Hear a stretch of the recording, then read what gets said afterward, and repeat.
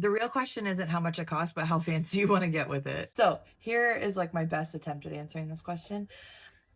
Some people homeschool for free. Some people don't buy curriculum. Some people spend buku bucks because they got it in the budget and they really value education, and they will spend thousands on the curriculum, and they'll spend more money on extracurriculars and co-op classes and all the things, right? They put their kids in like water polo or rich people stuff, right? So it's really up to your personal life and your budget. I would say, I think if you're going to go the route of like homeschooling 100% free, that's going to be more challenging, but it's not impossible. And I'll say, like, curriculum wise for my children, per kid, I never try to spend more than like $200 for the year. I find stuff on eBay. I didn't grow up in a family where you buy stuff new. So I'm like always checking what it is used first. And I end up like collecting things throughout the year, and then I try to reuse what we have. Or if I'm like, you know what, I bought this thing and I didn't use it, let's use it this year. That's kind of how I curriculum plan. So I would say if you're just talking about how much the curriculum costs, I would say, like, I think you can easily do it per kid, like in elementary school, less than 200 bucks a year.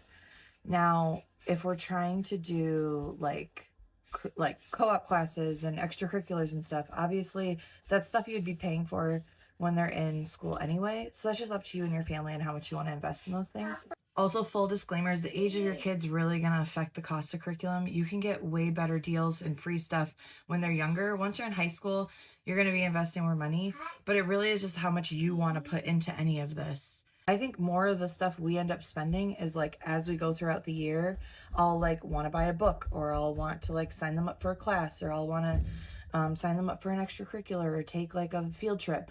I think that's where a majority of our money comes from. The curriculum part isn't it. And then obviously if you're like a working parent and you have to factor in daycare or things like that, I don't even know how much that costs. So those are just a bunch of factors you have to take in. If I'm being realistic, I think I personally am comfortable spending $200 to $300 a month when you add it all up, but I don't think I've ever dropped that much all at once. So all that being said is, you make it what you want to make it. It doesn't have to be expensive, but it can be very expensive if you want a very expensive experience. If you're a homeschooler, would you drop your own budget in the comments, like what you think you spend on homeschooling, just to give people an idea? Because when people are getting started, they really want to know, like, what am I getting into?